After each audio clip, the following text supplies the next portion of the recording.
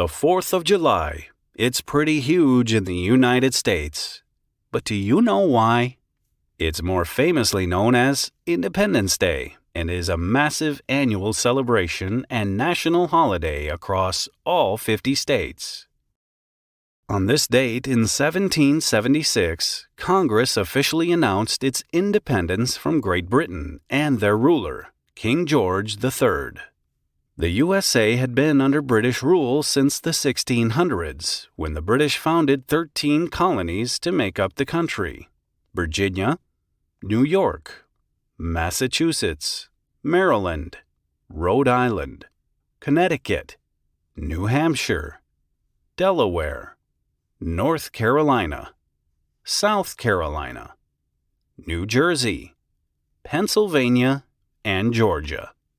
As these colonies grew, so too did unrest. Inhabitants were not happy at the taxes they were made to pay by the Brits, or the superior treatment they were expected to show to these impostors. So they rebelled.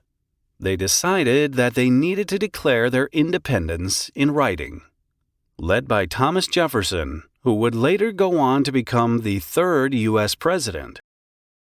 The Declaration was written, presented, and finally accepted, actually on 2nd July 1776, but announced to the world 2 days later, on the 4th of July. This most famous piece of literature is now safeguarded at the National Archives in Washington, D.C.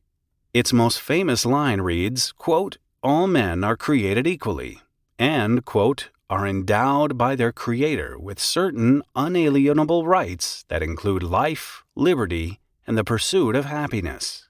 Americans are extremely proud of this document and can often be heard quoting it during their annual July 4th celebrations.